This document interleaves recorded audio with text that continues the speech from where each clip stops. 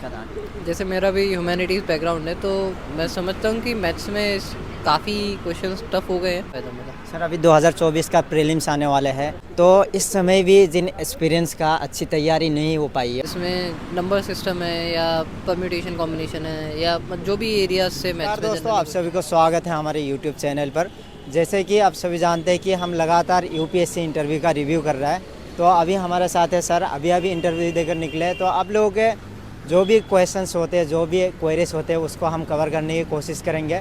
और 2024 का भी प्रीलिम्स आने वाला है, तो प्रीलिम्स के रिगार्डिंग भी हम बात करेंगे। बहुत बहुत कंग्रेचुलेशंस इंटरव्यू देने के लिए। Thank you. ओके सर, आपका नाम और आपका एजुकेशनल बैकग्राउंड? मेरा नाम मानव है। मैंने बीए प्रोग्राम किया है दिल्ली यूनिवर्सिटी से, हिस्ट्री और पॉलिटिकल साइंस में। ओके सर, ये आपका कौन सा अटैम्प्ट था यूपीएससी में? ऑप्शनल क्या है और मीडियम क्या है? ये मेरा सेकेंड अटैम्प्ट था। मेरा ऑप्शनल सोशियोलॉजी है और मेरा इंग्लिश मीडियम है। ओके सर, तो इंटरव्यू का एक्सपीरियंस कैसा रहा? इंटरव्यू का एक्सपीरियंस अच्छा था, बहुत कॉर्डियल था। क्वेश्चन मतलब जनरल सब एरियाज से थे, डेप्थ से थे, करंट अफेयर्स से थे, थोड़े स्टैटिक भी थे। तो ओवरऑल एक्सपीरियंस बढ़िया था। ओके सर, डेप्थ से अगर बात करें तो क्या किस तरह के सवाल पूछेंगे आप? मेरे से हॉबीज़ के बारे में नहीं पूछा गया, पर मेरे स्टेट के बारे में, थोड़ा मेरे डिस्ट्रिक्ट के बारे में, कुछ मतलब वैसे एरिया से पूछा गया। करंट इश्यूज़ पे, करंट अफेयर्स के रिलेटेड कोई सवाल नहीं था? करंट अफेयर्स रिलेटेड था, जैसे ये रेड सी में जो अटैक हो रहा है, पायरेसी वगैरह, तो थोड़ा उस पर था। एक दो और चीज़ें कुछ करंट से थी, बाकी मिक्स्ड था। ओके सर, ये आपका सेकेंड अटैम्प्ट था और फर्स्ट इंटरव्यू था, राइट? हाँ। तो सर आपका प्रीलिम्स के लिए क्या अप्रोच था? प्रीलिम्स में दो पेपर होते हैं, सेक्शन 1 में होता है जीएस पेपर 1, सेक्शन 2 में सी सेट। तो पहले आप जीएस पेपर 1 के बारे में बता दीजिए, उसमें आपने स्टैटिक पोर्शन कहाँ से कवर किया था? स्टैटिक पोर्शन के लिए जो अपनी नॉर्मल अपनी स्टैंडर्ड बुक्स हैं, उनको अच्छे से कवर करना है चाहिए। जैसे हिस्ट्री में स्पेक्ट्रम है, लक्ष्मीकांत है पॉलिटिकल साइंस में, या इकोनॉमिक्स में मृणाल से कोई प्रेफर करता है, या श्रीराम आईएएस, या किसी भी कोचिंग से कराए, तो उसमें जनरल चलता है। तो मतलब ये स्टैंडर्ड बुक्स हैं, उनको अच्छे से कवर करो। और बाकी फिर करंट अफेयर्स है, तो उससे आप अपडेटेड रहो। डेली न्यूज़पेपर एक कोई मंथली मैगजीन या ईयरली कंपाइलेशन, जो भी आपको सूट करता हो। करंट अफेयर्स के लिए मंथली मैगजीन्स भी पढ़ना चाहिए और न्यूज़पेपर भी, ये कब से पढ़ना चाहिए? न्यूज़पेपर आपको हमेशा ही पढ़ना चाहिए, और मंथली मैगजीन आप 1 साल पहले तक की पढ़ सकते हैं। बाकी ये बता दीजिए, सी सेट में आपकी क्या रणनीति थी? क्योंकि सी सेट टफ होते जा रहा है, और उसमें सी सेट में मतलब आईआईटी केट लेवल के जो क्वेश्चंस पुट किए जा रहा है, उससे ह्यूमैनिटीज़ बैकग्राउंड के स्टूडेंट्स को काफ़ी दिक्कत आ रही है। जैसे मेरा भी ह्यूमैनिटीज़ बैकग्राउंड है, तो मैं समझता हूँ कि मैथ्स में काफ़ी क्वेश्चंस टफ हो गए हैं। मेरे पास 12th तक मैथ्स थी, तो मैं थोड़ा कंफर्टेबल हूँ मैथ्स में, लेकिन प्रैक्टिस उसमें फिर भी ज़रूरी है। अच्छा। तो मैथ्स में आप फॉर्मूलाज प्रैक्टिस करें, आप क्वेश्चंस PYQs देखें, जो जिस टाइप से लास्ट 2-3 ईयर्स में स्पेशली जिस तरह से आ रहे हैं, तो उस पर आप थोड़ा फोकस कर सकते हैं। उनको प्रैक्टिस सबसे इम्पोर्टेंट है, तो मैथ्स में आप प्रैक्टिस करें। सी सेट के लिए क्या आपने कोई कोचिंग वगैरह, क्लासेस वगैरह ली थी? नहीं, मैंने सी सेट के लिए कोचिंग क्लासेस वगैरह नहीं करी थी, लेकिन मैंने जैसे ऑनलाइन काफ़ी रिसोर्सेज मिल जाते हैं, तो वहाँ से प्रैक्टिस करी थी। ऑनलाइन रिसोर्सेज की अगर बात करें सी सेट के लिए, कुछ सजेस्ट करना चाहेंगे स्टूडेंट? जैसे मतलब फॉर्मूला बुक वगैरह आ जाती हैं काफ़ी सारी, जिसमें नंबर सिस्टम है या परम्यूटेशन कॉम्बिनेशन है, या जो भी एरियाज से मैथ्स में जनरली क्वेश्चन आते हैं, तो वहाँ पे उसमें शॉर्ट फॉर्मूलेस मिल जाते हैं, जिससे आप क्वेश्चन जल्दी कर सकते हैं। सी सेट के लिए आपने कितने साल की पीवाई की उसको प्रैक्टिस किया? मैंने लास्ट 7-8 साल की PYQs को प्रैक्टिस किया था मेजरली, और लास्ट 2-3 साल पे आप स्पेशल फोकस रखें।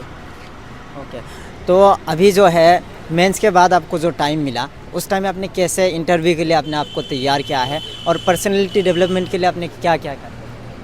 मेंस के बाद मेजरली फोकस थोड़ा हॉबीज़ पे किया, तो थोड़ा हॉबीज़ पे किया, रिलैक्सिंग पे किया, थोड़ा टाइम अपने फ्रेंड के साथ, फैमिली के साथ स्पेंड किया। और मेनली इंटरव्यू प्रिपरेशन के लिए ये है कि आपका जो भी आप डेफ में भर रहे हैं, वो सबसे इम्पोर्टेंट है, तो आप उसके लिए प्रिपेयर्ड रहें। मॉक इंटरव्यू भी दिया था आपने? मॉक इंटरव्यू भी मेंस के इंटरव्यू प्रिपरेशन के लिए दिए थे। तो मॉक इंटरव्यू से कोई फ़ायदा मिला आपको? मॉक इंटरव्यू से थोड़ा मतलब शॉर्ट कमिंग समझ में आई, कि जैसे थोड़ा मैं लेंथी बोल रहा था, या थोड़ा नर्वसनेस ज़्यादा थी, तो थोड़ा उस पर काम किया। तो मॉक इंटरव्यू का वहाँ पे फ़ायदा मिला। सर अभी 2024 का प्रीलिम्स आने वाले हैं, काफ़ी नज़दीक है, 4-5 महीने ही बचे हुए हैं। तो इस समय भी जिन एक्सपीरियंस का अच्छी तैयारी नहीं हो पाई है, वो सिलेबस को कैसे कवर कर सकते हैं? मेन है आप अपने स्टैटिक पोर्शन को कवर करें। स्टैटिक करंट अफेयर्स कंपाइलेशन वाली आप बुक पढ़ सकते हैं, वो नेक्स्ट मंथ से मोस्ट प्रोबेबली आनी शुरू हो जाएंगी, तो वो मार्केट में मिल जाती हैं। आप वेबसाइट से भी डाउनलोड कर सकते हैं, जो कोचिंग इंस्टीट्यूट्स निकालते हैं उनकी वेबसाइट्स पे मिल जाएगी, और आपका बेस अच्छे से क्लियर होना चाहिए। अभी तो सर ज़्यादातर स्टैटिक पोर्शन पे ध्यान देना चाहिए या फिर करंट अफेयर्स? बैलेंस, दोनों का बैलेंस ज़रूरी है। हाँ, तो दोनों बैलेंस अप्रोच चाहिए। करंट अफेयर्स के लिए कैसे, मतलब क्या क्या मैगजीन्स आप फॉलो करते हैं? मार्केट में काफ़ी सारी हैं, शून्य आईएएस की एक आती है, विजन आईएएस की आती है, बाजीराव आईएएस की, काफ़ी सारी आती है। आपको जो भी सूटेबल लगे आप एक बार ट्राई कर लीजिए, क्योंकि सबका थोड़ा सबकी स्ट्रेटेजी अलग होती है, तरीका अलग होता है, तो आपको जो भी सूटेबल लगे आप उस तरीके से ट्राई कर सकते हैं। ओके सर, कई सारे एस्पिरेंट्स कोचिंग लेते हैं, तो कोचिंग की जो नोट्स होती है उसका रोल कितना होता है? क्या उसको रिवीजन करने के बाद मतलब प्रीलिम्स में अच्छा स्कोर कर सकते हैं? मैंने कोचिंग नहीं करी तो मुझे खुद मतलब आइडिया नहीं है कोचिंग के नोट्स का, लेकिन मेरे कुछ दोस्तों ने जिनने कोचिंग करी है तो वो बताते हैं कि नोट्स में भी काफ़ी कॉम्प्रहेंसिव नोट्स रहते हैं, क्योंकि जो टीचर बनाते हैं वो भी कई साल से उनने भी प्रिपेयर किया है और वो पढ़ा भी रहे हैं, तो उनको आइडिया रहता है कि कौन सा पार्ट इंपॉर्टेंट है कौन सा नहीं है, तो नोट्स इस मामले में काफ़ी अच्छे रहते हैं। लेकिन आप अपनी स्टैटिक बुक्स को कवर करें, उसके बाद ही नोट्स पे जाएं।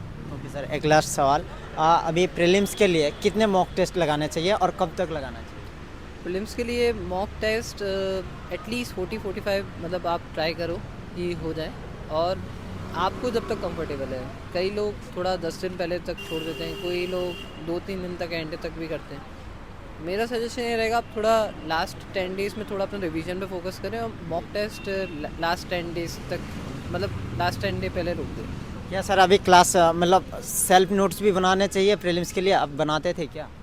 मैंने प्रीलिम्स के स्पेसिफिक सेल्फ नोट्स नहीं बनाए, लेकिन आप ऐसे शॉर्ट नोट्स बना सकते हैं अपने रिवीजन के लिए, एकदम जो लास्ट टाइम रिवीजन है उसके लिए शॉर्ट नोट्स। कोई भी इंपॉर्टेंट आपको लग रहा है न्यूज़ में कुछ आइटम आया या कुछ बॉडी आई, कुछ न्यूज़ में था, तो उसका एक शॉर्ट नोट आप बना सकते हैं स्टिकी नोट्स पे या किसी पे। ओके सर, आपको बहुत बहुत धन्यवाद, आपने बहुत अच्छे से बताया है और बहुत बहुत कंग्रेचुलेशन। उम्मीद करेंगे कि आपका सिलेक्शन हो जाए। Thank you. Thank you. तो दोस्तों, ये सर का सेकेंड अटैम्प्ट था और फर्स्ट इंटरव्यू था, तो सर ने बहुत अच्छे से बताया है। इस वीडियो को आप ज़्यादा से ज़्यादा शेयर कीजिए और इस चैनल को सब्सक्राइब कर लीजिए, लाइक कीजिए इस वीडियो को। तो दोस्तों, ऐसे ही जुड़े रहिए द स्टूडेंट सेवियर के साथ। धन्यवाद। जय हिंद, जय भारत।